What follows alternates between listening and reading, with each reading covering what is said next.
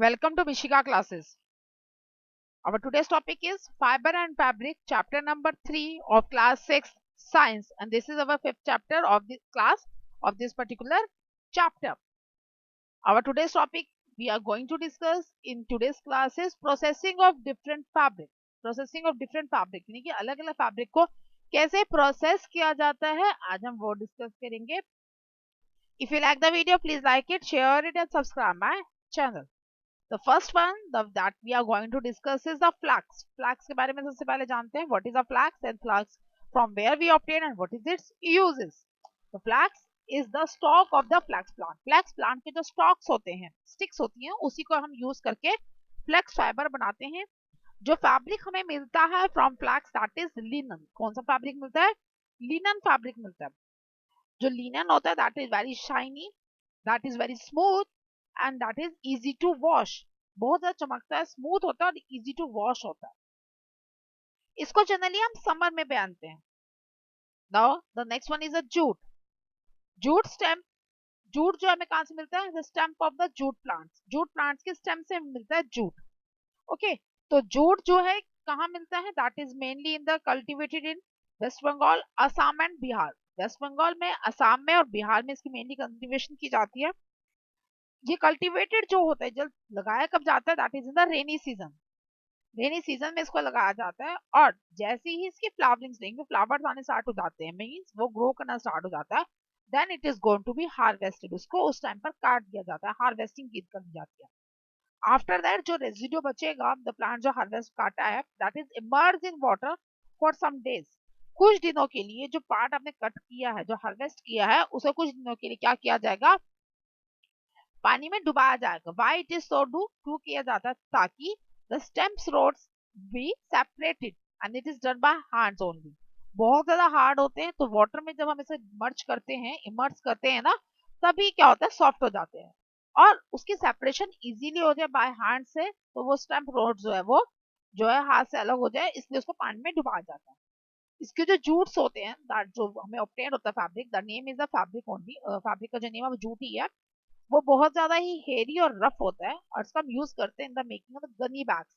जो पोटैटोज या vegetables carry करने के लिए जो गनी बैग्स होते हैं ब्राउन कलर के, that is made of jute and the ropes are also made of jute. Now the next is a retting. What is the meaning of retting? The retting is the bundles of jute plants that are sink into the stagnant water. जो मैंने भी कहा ना, पानी में डुबो दी जाती है. That process is called the retting. उस प्रोसेस का नाम क्या है? retting है. The stagnant water means खड़ा पानी. stagnant water का मतलब क्या होता है? पानी जो खड़ा हुआ है. जो बंडल्स आपने जो काटे हैं उनको बांध दिया जाता है और उनको पानी में डुबा दिया जाता है to obtain the gummy skin root, ताकि जो स्किन रूट है उसकी सॉफ्ट हो जाए and we obtain the fibre from it. This whole process is called the retting. इस पूरे प्रोसेस को क्या कहा जाता है? रेटिंग कहा जाता है. Now the next one is a core. What is a core? The core is the outer covering of the coconut. जो कोकोनट का हस्क होता है, आउटर कवरिंग होती है, उसे कोर कहा जाता है. It is immerse in water. ये भी वाटर में इमर्ज किया जाता है ताकि उसमें से जो नट्स हैं वो हम सेपरेट कर सकें. And this is not done by the hand, this is done by the wooden mallet. Wooden यानी कि लकड़ी के हथौड़े. मैलेट मींस हथौड़ा, हैमर. जो वुडन हैमर होती है उससे इसको नॉक किया जाता है और उससे जो होता है उसकी जो कवरिंग होती है वो उससे सेपरेट आउट हो जाती है. आफ्टर दैट जो भी उससे फाइबर मिलेगा उसको वून किया जाएगा और डाई किया जाता है, मींस कलरफुल किया जाता है, वीव किया जाता है.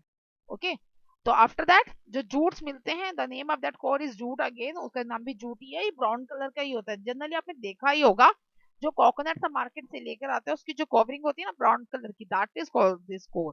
ओके, तो ये भी हेयर जो रफ होते हैं, इसका जो यूज करते हैं that is use in the floor covering में.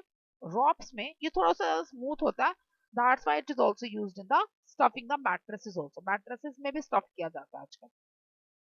Now the next one is the silk cotton.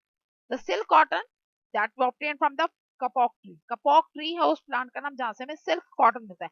देखो, सिल्क हमें सिल्क वर्म से मिलता है, कॉटन में कॉटन से मिलता है, कॉटन प्लांट से. बट जो सिल्क कॉटन है that is obtain from the kapok tree. अब कॉटन कहाँ से मिलता था? फ्लावर से. और सिल्क कॉटन कहाँ से मिलता है? फ्रूट से, कपॉक ट्री के फ्रूट से. जो इसका फ्रूट होता है that is very light and fluffy like that of the cotton flower. Cotton flower की तरह इसका भी जो फ्रूट होता है बहुत ज्यादा लाइट होता है, हल्का होता है, फ्लफी होता है. जब ये फ्रूट राइपन पूरी तरह से पक जाता है, ये अपने आप ही ब्रस्ट आउट हो जाता है, फट जाता है, खुल जाता है. और जो उससे फाइबर्स निकलते हैं that fibre is called the silk cotton. उसी फाइबर को हम यूज करते हैं एज अ सिल्क कॉटन। इसको यूज किया जाता है, बहुत ज्यादा ही सॉफ्ट होता है क्योंकि देखो सिल्क और कॉटन दोनों ही सॉफ्ट होते हैं, तो सिल्क कॉटन भी बहुत ज्यादा सॉफ्ट होता है। द लाइफ जैकेट्स के अंदर हम इसका यूज करते हैं, स्लीपिंग बैग्स के अंदर हम इसका यूज करते हैं, and the stuffing the mattresses. Mattresses की एक पार्ट में तो हमारा कोर होता है, इससे जो दूसरा पार्ट होता है that contains the silk cotton. दूसरा पार्ट क्या होता है? सिल्क कॉटन होता है। Now the next one is a hemp. Hemp क्या होता है? हेम्प जो होता है वो हेम्प ट्री से हमें ऑब्टेन होता है, जो हेम्प ट्रीज के जो स्टेम्स होते हैं वहां से इसको ऑब्टेन किया जाता है, और इसकी कोई ज्यादा प्रोसेसिंग नहीं की जाती। It is used for making the ropes, the carpets, the nets and the paper. Paper में इसका यूज किया जाता है, नेट मेकिंग में हेम्प का यूज किया जाता है, कारपेट में इसका यूज किया जाता है। पेपर मेकिंग पूरी एक अलग मैन्युफैक्चरिंग है, नेट मेकिंग अलग मैन्युफैक्चरिंग है, कारपेट मेकिंग अलग मैन्युफैक्चरिंग है, और the rope making is again अलग है। और आपके पास ये डिटेल में नहीं आती, सिर्फ इसका यूजेस ही पूछा जाता है। That's why I am also discuss the uses only.